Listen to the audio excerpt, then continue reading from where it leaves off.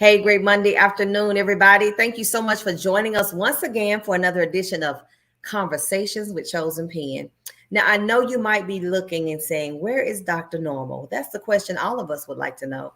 But actually, Dr. Normal had a previous engagement. She is back in the motherland in Africa, representing Chosen Pen Publishing in a great way, representing herself in a great way, doing the work that she has been called to do, and we look forward to hearing about her journey there. But in the meantime, we want to continue our conversation on literacy, specifically literacy from two vantage points on today. And we have another phenomenal guest.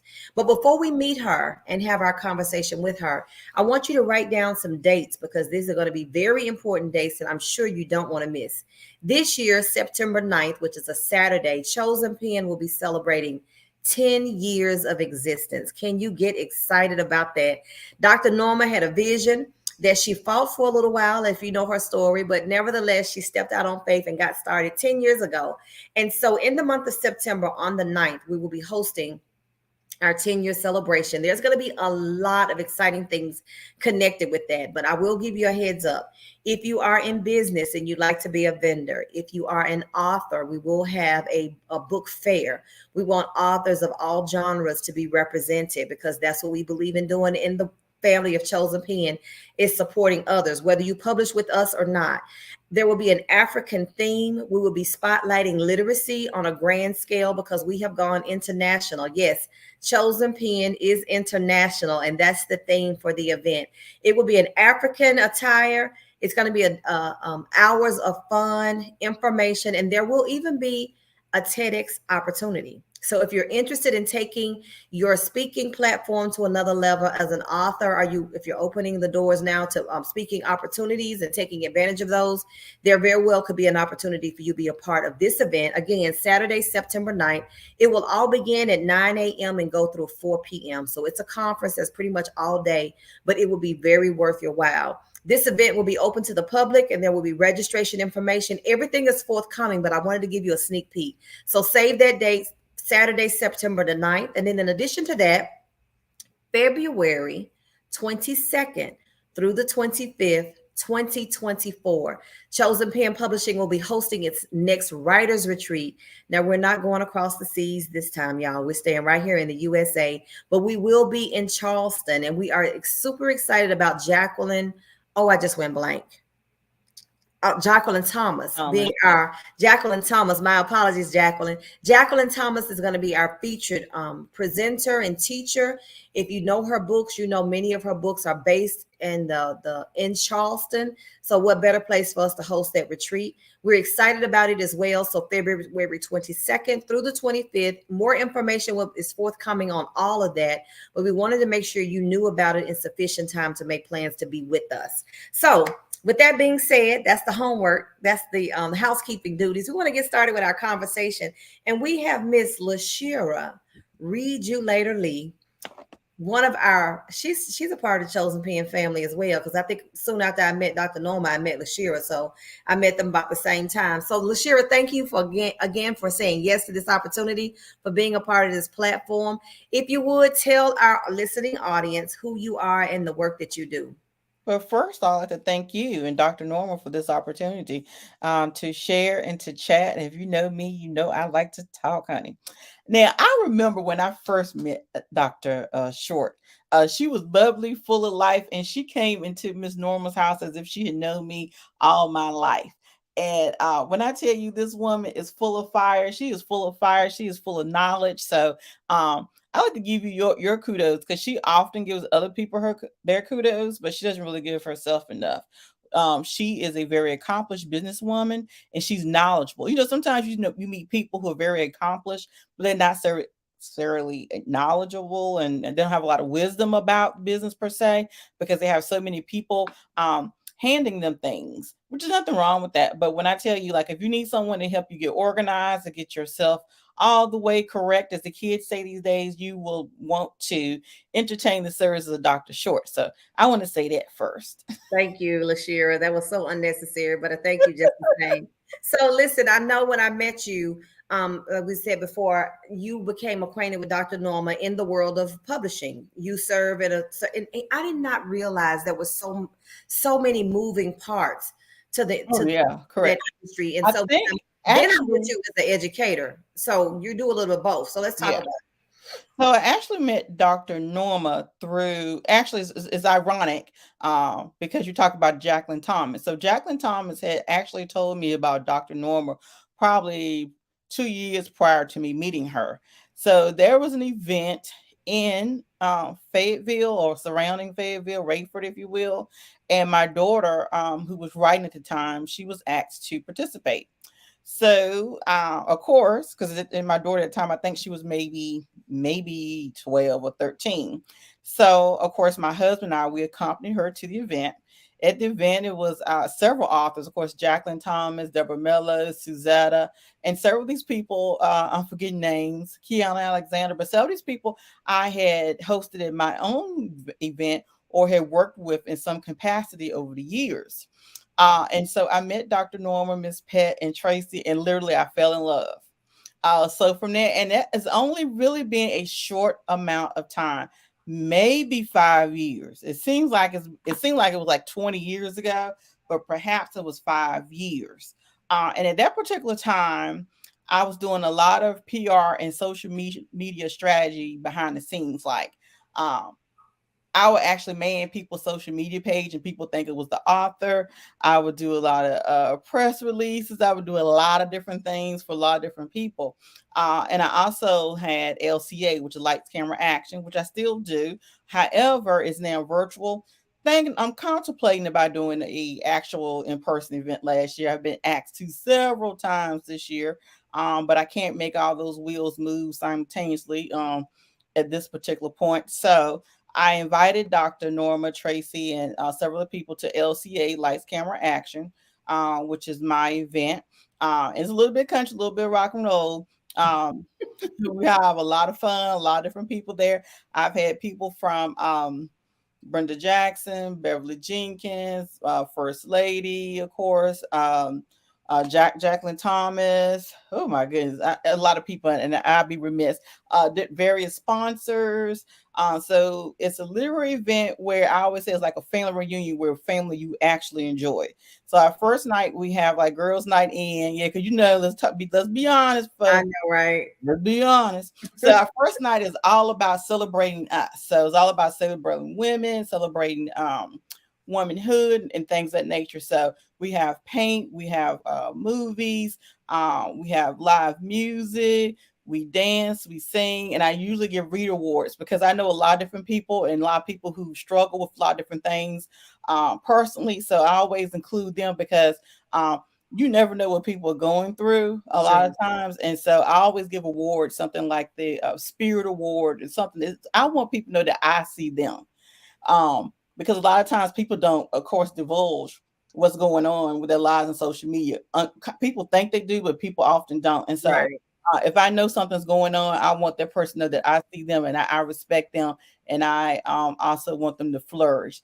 And so then the second day we do our work conferences, and then they're generally work conferences too, our panel discussions, and we have our day party, which also is a book signing. And then the evening we'll do something like a theater or something nature. So I always try to make it fun. So when you leave, when you enter into it, I like to hug everybody and make sure that everyone is okay, that they know that I appreciate them coming, because people fly from all over. I appreciate people taking the time out their busy schedule, but I also want to know that I love them, I respect them, and I want them to have fun. So, you have like people say, leave your ego at the door. I want you to leave your problems at the door.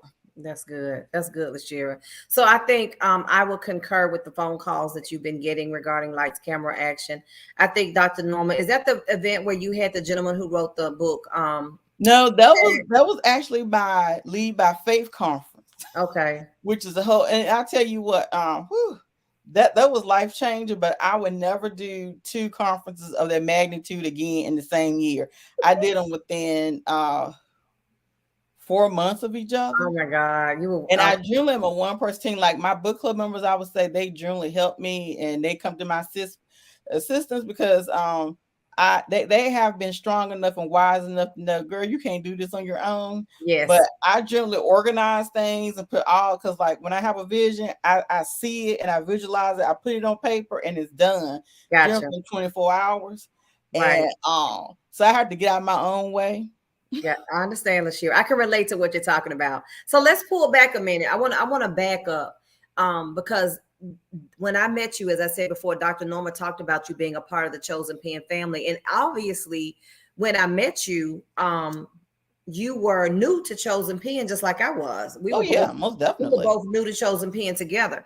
So with that being said, of course, I didn't know. I thought you had been around since forever, but you had that same type of spirit where once you meet, it feel like you already know, you already know you. So when she mentioned that you were a part of the Chosen Fan family, that's a part of the publishing community. But then I've learned later what Lashira's a teacher, an educator. And I'm like, well, how does she do all of this other stuff if she teaches school too? Then I found out your other superpower was education, But it makes sense because if you're as an educator, literacy is your jam, Baby. right? But also books and promoting authors and everything is still literacy in a different form. And that's why it's so seamless, even though it's a lot. So let's back up to your introduction as an educator, and I'm assuming that was first and then the publishing, or am I? Exactly. And Okay. Dr. Short, let me tell you this. I actually founded my very first event in the big city of Danville, Virginia, due to the fact of me being an educator. At that particular time, can't say things are any better right now, but my particular hometown struggled when it came to literacy.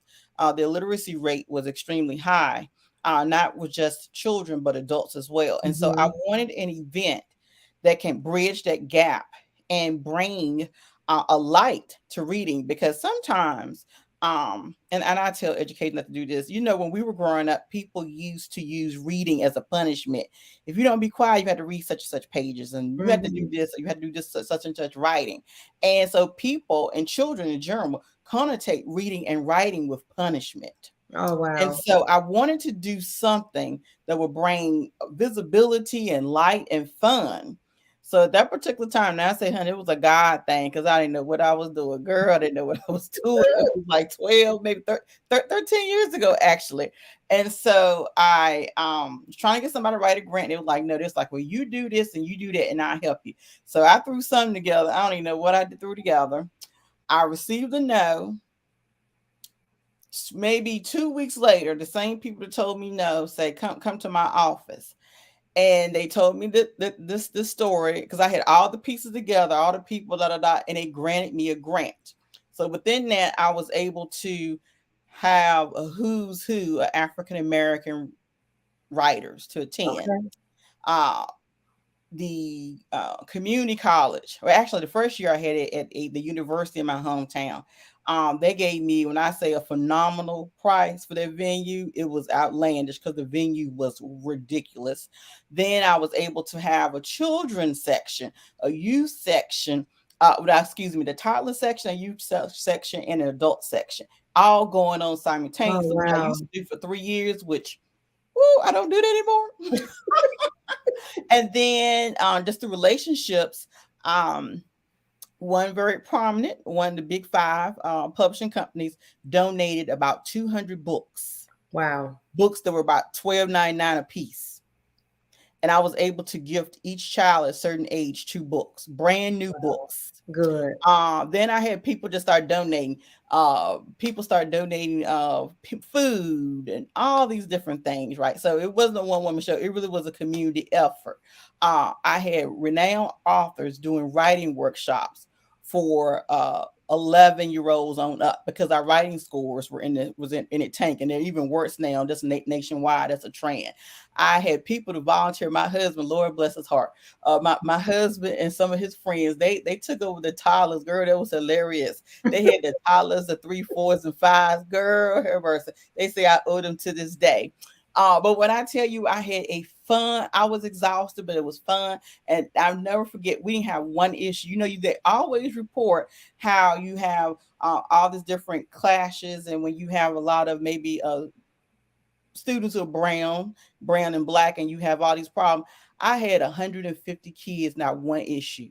And Wow. you should have seen them in that writing course. You would have thought they were on a college campus because they were so excited that these renowned authors came in to Right. do these activities with them. And I get excited just thinking about it. But you know why I started that? It was because our reading score. And so one of the things is, commonly known now that jails and other correctional facilities are built based on third grade reading scores. And Mm-hmm. our scores were so low in third grade, I brought that out in my grant and some other factors. And that was probably one of the leading factors in me getting that grant.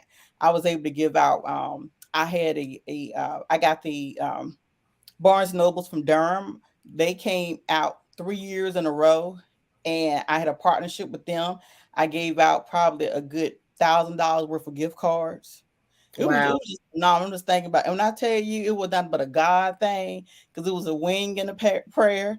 And a lot of people, I can't tell you how many people volunteer. People say, I will do this for you. I'll do this. I had people taking my niece and my sister-in-law, they did registration.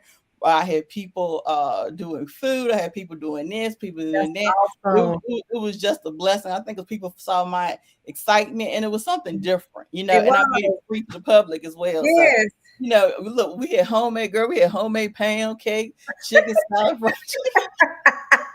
So, LaShera, let me tell you why what you're sharing right now excites me so is because you took what you saw within the walls of the school as a concern or as a challenge, an area that most of the children are challenged in, and then you created a community event to bring awareness to that as an effort to not only bring awareness but to provide a solution.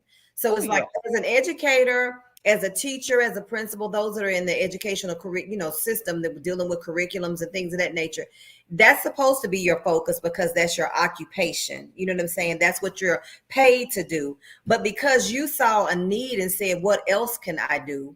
Then you created a community event to not only bring awareness, but to at least to say, well, what else can I do to make this better? And I think that's a place where all teachers, those who do, there's a young lady here I know named Faith, an educator, and she realized there was a reading deficiency, and she uses phonics, but then she started tutoring and she started her own business where she could work with children individually on an individual basis to help them with learning.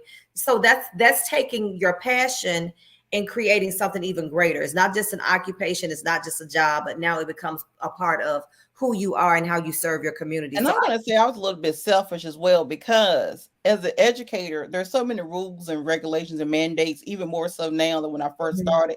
Even though I look 12, I'm not. And like as an educator, I envision things to be executed a certain way. And when you work with a certain different graphic, you understand where sitting down all day is not going to work. You're going to have to have some visual, some tactile, some hands-on, bringing in different elements. And I saw where traditionally, in my opinion, education doesn't work anymore, because we're working on a 1953 model with kids who are 21st century. Past any of that. Right. We're using a baby boomer model of the Gen Z generation. Yes. And I was like, oh my gosh, this is my time to do something. And even now, I've had some ideas since COVID, because I thought COVID, unfortunately, of course it was an unfortunate, still we're dealing with an unfortunate event, but I thought it was a perfect time for us to reorganize and restructure education. But we're still mostly in that same vein. And so I'm thinking now with certain ideas, how we can restructure and reorganize education. But girl, my ideas, I have to kind of rein myself in sometimes, Dr. Short, because girl, I'll get out there. No, I think what you're saying is very true. And unfortunately, if within the walls of what we know as curricula now within the educational facility, if they're not willing to make the adjustments accordingly, then as a community, we have to do what we have to do. My husband talks about, he's right at 60 years old. He talked about in the summers when he was a little boy, some of the local churches offered like school They offered like summer school. Well, they didn't call it that, but you could send the kids to the church during Yeah. the day, and they fed them lunch. And if they needed help, Girl, you better hush up. I can we need to recall go those back to sugar that. We cookies. really need to go back to that. Yeah, look, I can recall those sugar cookies and those cheese sandwiches and that green, look, not the green, but the The great red Kool-Aid. Kool-Aid, yeah, Yeah, the red But, Kool-Aid. But you know so what? It was fun.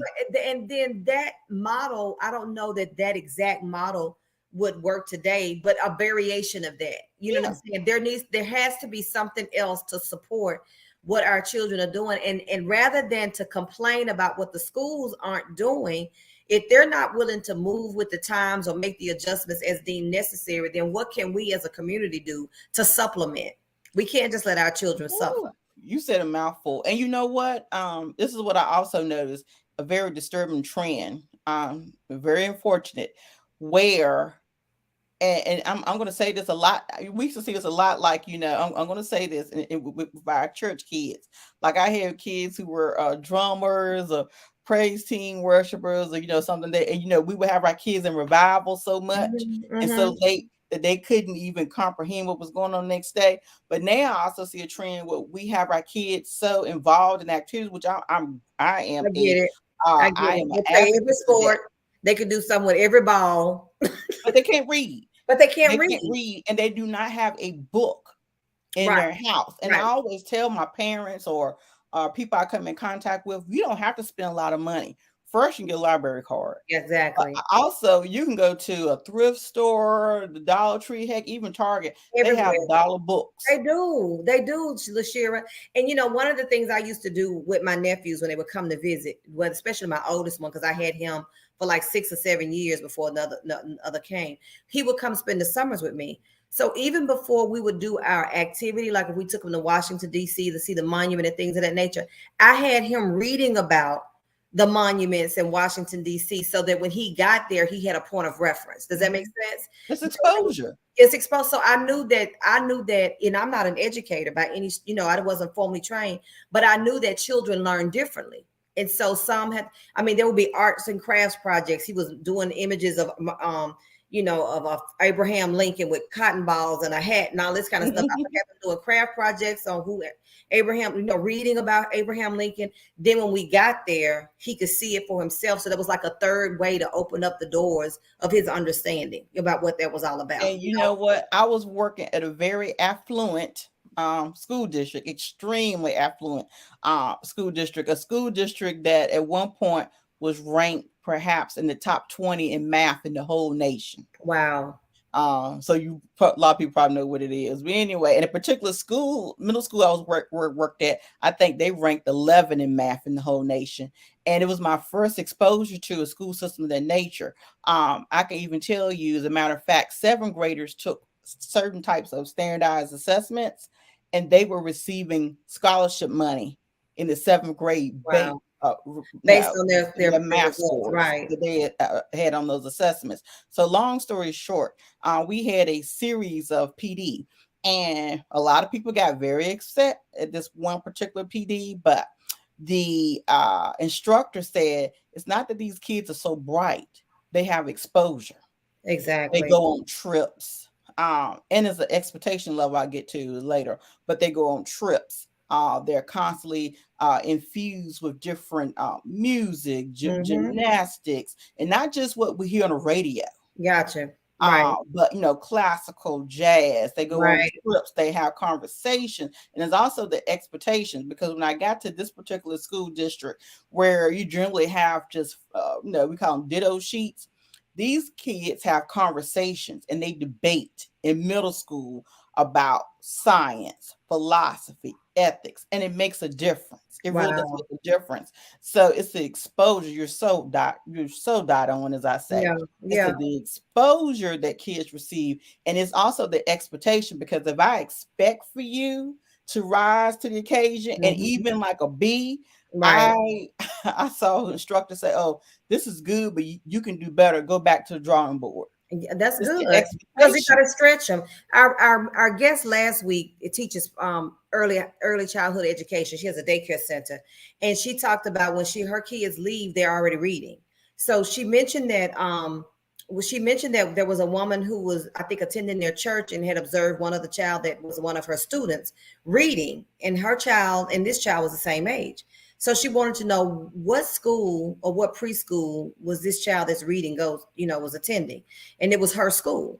She wanted her to take her child on. She says, I can only have so much because she does homeschool, but she had her own facility at one time. But the thing is, she talked about that the way she teaches in her curriculum, the way she teaches at her school surpasses most public schools, to the point where one of her students graduated from her and went to big school, as they call it, big school. Mm-hmm. And the little boy told his mama, I don't want to go to this school anymore because I already know the stuff they're teaching me. Can I go back to Miss Burke's school?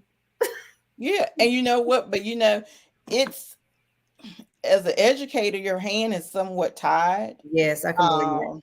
It's very much tied. Yes.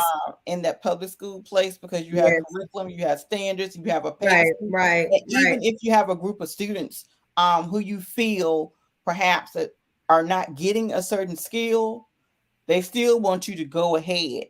Right. And then they end up being behind. Right. Yeah. So despite the fact that they say no child left behind, children are left behind. Yeah, and to me, you can't build a house without that foundation. That's true. I have to know where you are foundationally before I can even build this structure. Right. So if we can't get the basics, how are we supposed to get that? That's true. You can't go any further. You're always behind those analytical skills, So and you often have people who are making decisions about education who have no business making those decisions because they have any experience. And also unfortunately you have a lot of people who have, it's almost like a business model. It is, they may use all these cute mantras and things and logos. It is. Many of the people that's making the decisions about what goes on in the public schools, children are not even in public schools themselves. Ooh, that. I can say that because I'm not an educator. I mean, it's the truth. It's the truth of the matter. Okay, so you know what? We could talk all day. I know. Look, but I wanted people to know who you were. And while you are a part of the publishing industry and you're very much an advocate for readers and writers, your passion goes is not just limited to that. You're more well-rounded. So LaShera, we know you are a passionate educator. You do and have done a lot in serving our children in the educational arena. We talked about a little bit about what you've done outside of that, still within that vein. And of course, your work within the literary arts department industry, I should say. What's next for LaShera? Read you later, Lee. Woo, girl. You know what? First Lady said this is her job-breaking year. And I went into the end of last year. I said, this is going to be my year of manifestation. All right, honey. And I feel that I felt at the end of last year with every fiber of my being that this is my year of manifestation. Some things I can't talk about yet because we haven't fully signed papers. I got you. I'm believing God for streaming TV. It seems like I'm like one person removed from everything you want, right? Have in it to all that line up. And now I'm talking with people who say, okay about this and that. So I really want to get into gaming. I had a very interesting conversation in a meeting today earlier about certain particular things. And I'm just excited about what God is going to do. So it's a lot of exciting things on the horizon. My mind. I mean, you know what? I'm excited for you, LaShera. I see a lot of great things on the horizon just from the energy you're giving me with this conversation. As a matter of fact, I even see you going to Africa with us in March next year. All right. My husband said I need to go. He said, when First Lady go, he said you need to make those moves. He did tell me that. He loves First Lady, honey. You got to. Well, I'm not going to take up any more of your time. I so appreciate you hanging out with us in the room and talk about the importance of literacy, the challenges with literacy, the things that we could do as a community to be an answer to the problem rather than just simply complain. Thank you for what you do for those of us who are pursuing, becoming authors and speakers and that type of thing. I know Dr. Norma thinks the world of you, and I'm sure she's the world of her. I know, but she'll be able to watch the replay for sure. So just keep us abreast of what's new with you. Don't leave Chosen Pen out. I don't think you will, but I'm just saying. Don't leave Chosen Pen out. And we look forward to you plugging in with us on September the 9th going to Africa with us in March, and definitely maybe even attending the writers retreat. I don't know. You know, you're a part of the Chosen Pen family, so we just expect you to be there, period. All right. All right. Thanks so much for hanging out with us. And for those of you Thank you. who watch us each and every week, don't forget Mondays at 6 p.m. Unless something else is going on, we'll be right here talking with you and having conversations about lots of interesting things, literacy, publishing, and all things in between. Thank you so much for hanging out with us again. Make it a great day and have a fantastic week.